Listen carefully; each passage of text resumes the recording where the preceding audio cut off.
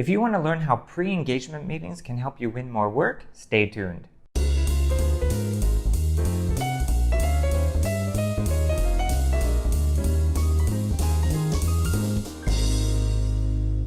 Hi, welcome to the BD Roundtable. We're here today with Michael Heron to talk to us about pre-engagement meetings, why they're useful in generating more client work, and how the business development teams can help prepare the lawyers for these meetings. So if you want to participate in upcoming calls like this and join the live Q&A session, head on over to bdroundtable.com to sign up to become a member for free. When you do, you get access to our private Slack group community, which is full of legal marketers like yourself. Now, here's Michael. But I wanted to get into a little bit about client meetings. So now I know a lot of the business development teams don't do a lot of face-to-face client interaction, but there are a few team members who do get asked to participate in the pre-engagement meetings or call the client to inquire a little bit about the pre-bidding documents and ask questions about RFPs. So there are a few types of meetings that happen before the client engages us, right? So could you just walk us through a little bit about those two types of calls and what really goes into those? Yeah, of course. I mean, look, I think with these types of calls or meetings, I think there's sort of two key things you're looking to do. One is to differentiate your firm from the others, and also it's a fact-finding mission as well.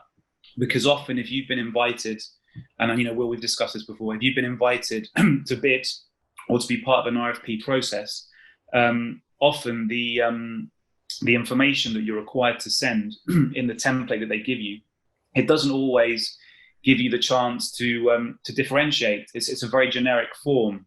So some of the things that might differentiate your firm, such as culture, the way you work, the way you service clients, even sometimes sector experience. The RFP or the bidding process initially doesn't always give you the chance to do that. So with a pre-bid call or a pre-bid meeting as a business development professional in a firm, if you're given the opportunity or the responsibility to do that, and I think those are the key things you want to do. And I think it also gives your firm a chance to humanize the process more, because a lot of firms won't do it. They'll just simply participate in the RFP and then sort of hope for the best that they get selected. So I think it does give you a chance to differentiate and find out all the information that isn't being put in the original RFP. Yeah, so let's focus a little bit on the pre-bidding call. So a lot of times the lawyer will get the RFP document, they have all the requirements, and then the lawyer will pass that on to the business development team, and then they'll just prepare the documents, yes. Right? But we're missing a big opportunity, right, to call that client. Now, when I recommend these types of calls to lawyers, there's sometimes a bit of hesitancy or pushback. Say, well, they sent us all the information, we know everything. So what can we tell them to encourage them to call the clients out? What can they be asking, even if they already know a question? What can they talk about? I mean, look, I think the main thing, and you've got to put yourself in the shoes of the client or the shoes of the buyer. There could be 10, 15 law firms that they sent this RFP to. So you have to do everything you can to be memorable to them when they're deciding who they want to work with or who they want to narrow it down to, because often they'll start the process with, say, 15, 10 firms, and then after the RFP, they'll narrow it down to 3 and then invite them in for a bit like an interview process. It's almost the same thing as an interview process, right? If you're applying for a job, and if you're a candidate and you're competing with hundreds of other applicants, or in this case, 10 or 15 finalists, if you get on the phone and speak to the person hiring to find out other things that haven't been put in the job application, then that makes you memorable to them and they're more likely to invite you in. So I think it's the same kind of thing. You can look at it in that way. So what questions can you ask? Like what would you, so you have the client on the phone, what would you ask? Yes. I mean, I think the first thing I would ask is there anything that hasn't gone into this RFP that's really important to you to know? it's like the intangible things, because I think ultimately when it comes to buying legal services, and I think this is the same for any kind of like B2B service, really. I mean, law is no different to accountancy or other services in this regard. Is I think from the client's point of view, the first thing they want to know is this lawyer or law firm technically capable to deliver the work that we need?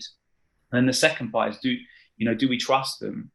And do we want to build a relationship with them? And I think as a business development professional, you can take care of the technical ability to deliver the work in the actual RFP.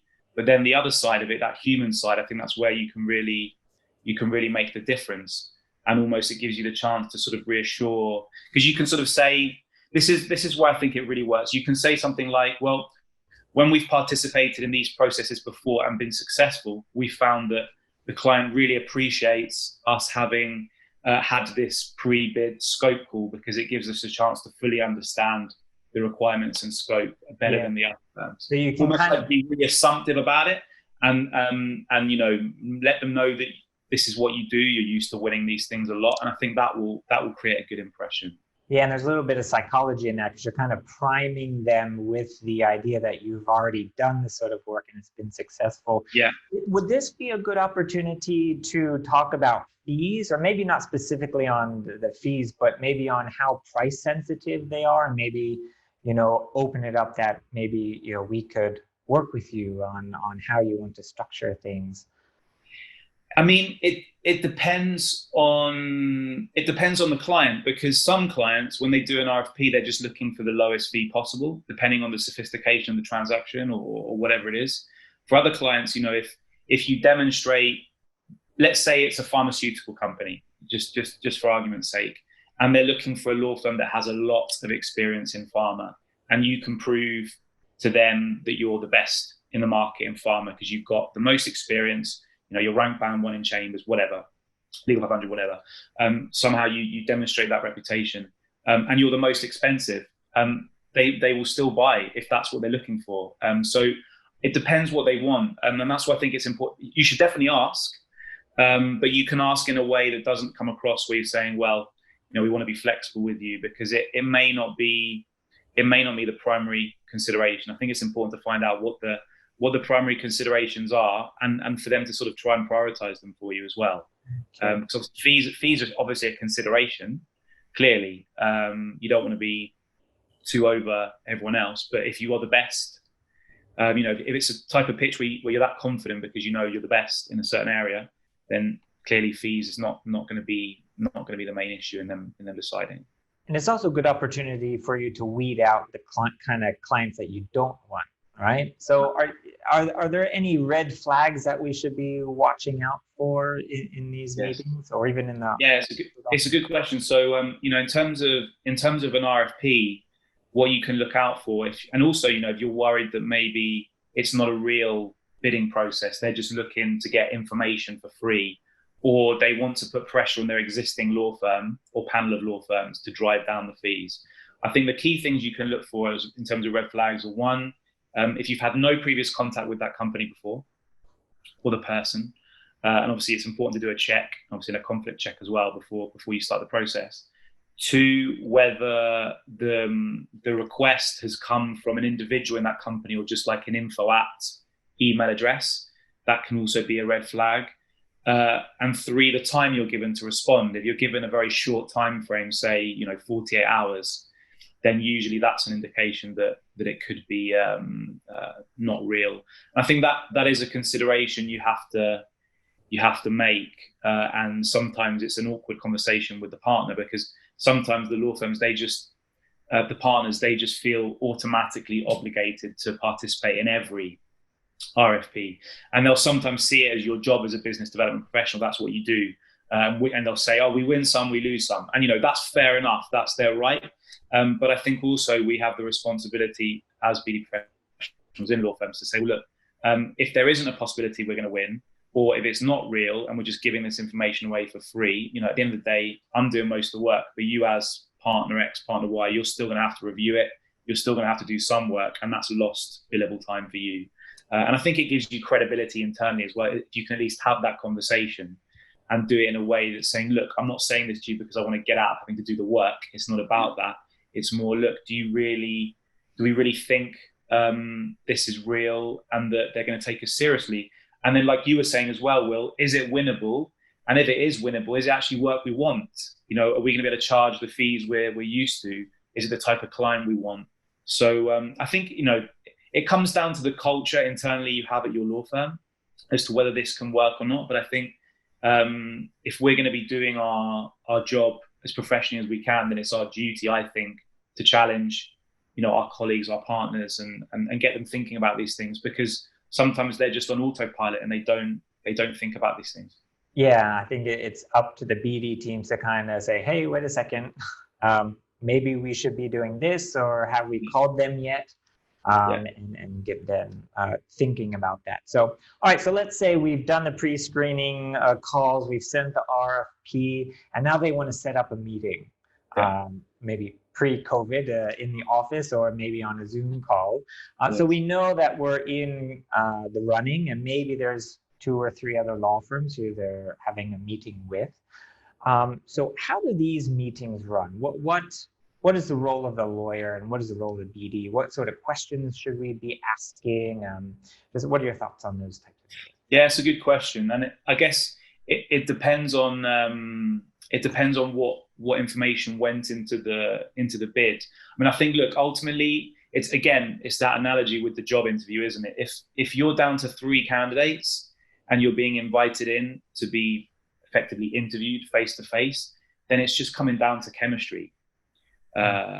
Basically, I mean, you've done the sale, the pre-sale, the work before. They've invited you because they know you're technically capable of delivering the work. Otherwise, they wouldn't. They're happy with the fees. If that was in the bid again, otherwise they wouldn't have invited you in. So it's just a case of do we trust these guys? And is there chemistry? And are our cultures going to fit? So if that's the case, and you shouldn't assume that, but that, I would say 95% of the time that's the case, then your meeting can be focused more on the delivery of the service and asking questions that show you care about that and asking them what they value in terms of how the service is going to be delivered. And I think it's also a chance for them to meet the team that's going to be delivering the work, if that's valuable to them. And that's something you can ask before. You can say, well, look, imagine it's like a corporate transaction, for example, and the team behind it, and there's potentially lots of people, right?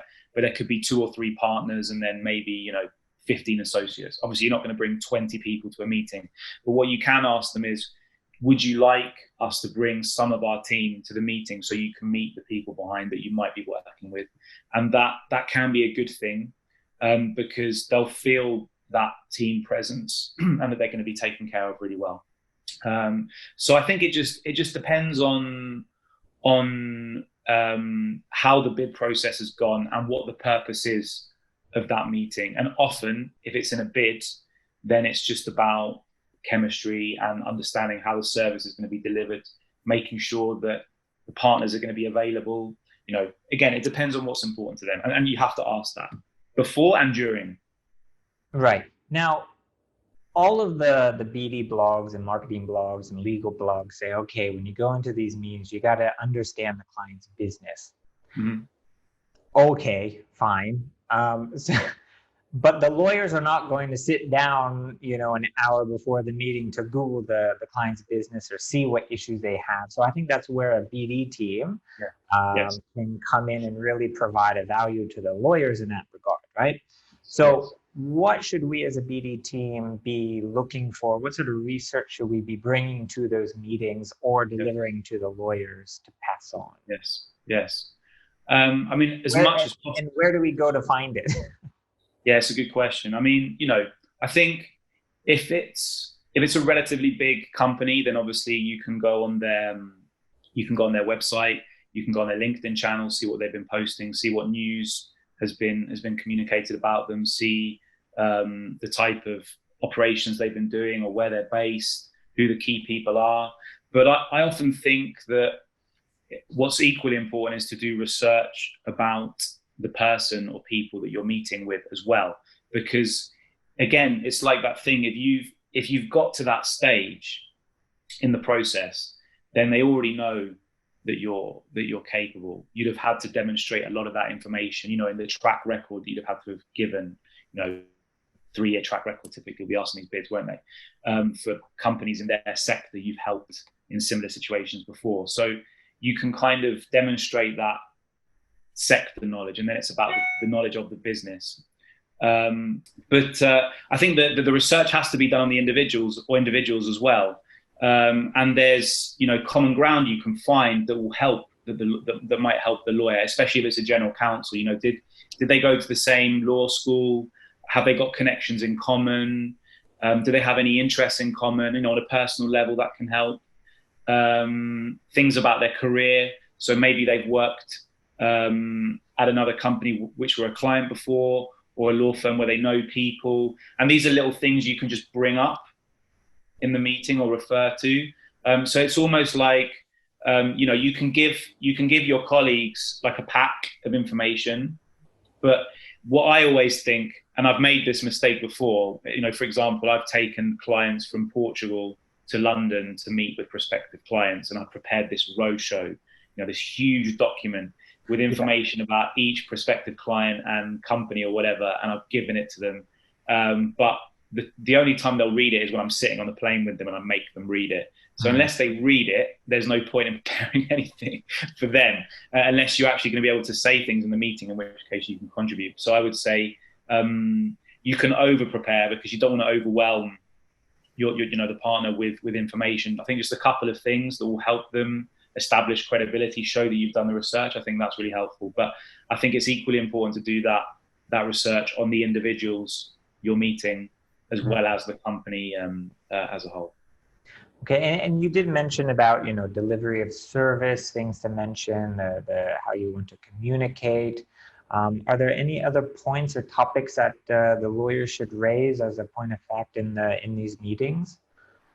Because it's quite broad to say, there's a cultural fit. But I mean, telling stories are always really good. Like anecdotes or case studies that relate to similar situations that company may have been in, that clients of that firm have managed really, really well. I think that's the most powerful thing you can do in any kind of, and I would say that whether it's a pre-bid, a sort of end to the bid process, or if you're pitching a prospective client for the first time in like a cold approach you've made, I think what's always going to be powerful is, you can sort of say to them, well, look, I understand this situation you're going through. We've had clients go through this before, but we've helped them get to, a resolution. And if you can name them, and I think it's good to name them as well, because it makes it a lot more real, when it's not confidential. And I think sometimes coming prepared with a few war stories, I think that's what reassures clients, most of the time. So I would say that's more important than just sort of giving generic information about the firm. If they have that already, right? Exactly. And it's boring. They don't care. Yeah. I mean, at the end of the day, most of the firms that they're going to be meeting all have the same sort of experience. So it's really, personality, culture, Apple, Android, what do you prefer sort of thing. All right. So you've done the meeting and you've told your stories, you've built the connection, everything's good to go. How about the follow-up? Post-meeting, you haven't heard back, or you have heard back, but they didn't choose you. What should we be doing? I mean, I think you can preempt a lot of that in the meeting itself. So the kind of questions you should be asking are, who, if they will tell you that, but how many other firms are we competing with at this stage? Who are they? How do you feel that this meeting has gone? Are we in the running? Is there anything that we haven't spoken about that is important to you? How do the next steps work? When are we likely to hear from you? So I think you can preempt a lot of that by asking those questions in the meeting itself. And I think in the most part that people will be honest with you and they'll appreciate that you ask those questions. And I think is there anything we haven't spoken about that is important to you? That's when typically you get the most important answer, because then that gives you the chance to kind of address that. And it's just, and I think as well, you've also got to accept that you're not going to win every bid. But stay true to your firm, be yourselves, stay true to your culture, because like I said, I think when it gets to that stage, it's just about chemistry, and telling war stories. That's the experience I've had anyway, and the more of that, Will, because you were saying this to me as well when you've been doing the pre-bid calls, that a lot of firms don't do. It's a really good way to differentiate, because you're building a relationship from the first second. That's what a lot of firms don't realize, that is what it's about as well. And if there are a lot of firms in the running, then that is clearly a very easy way to differentiate and show that you're doing something different from the rest. And then clearly the follow-up's important as well. You should be following up over the phone within a few days, to get feedback. And then more importantly, if you don't win, which will happen, is to get feedback on why you didn't win. And that's really important as well, because that will give you really important information, and also they will appreciate it, and it will mean that when they are back in the market, they'll remember you, and you'll be able to use that to your advantage to win the next bid, because you'll have that feedback that the other firms don't. That's right. All right. Well, yeah, no, there's plenty for the BD teams to do to prepare for these meetings. And I have some specific questions I want to ask for the Q&A. Okay. So we'll leave that for a little bit later. So for those of you who are not on the BD Roundtable, where can they get in contact with you? Yeah, so I'm on LinkedIn. That's the quickest way, to be honest. So Michael Heron, you can Google me, you can go to my website, which is www.avanlight.com. But LinkedIn is the quickest way to reach me. Okay, fantastic. Thank you so much for your time today. My pleasure. Thanks, Will.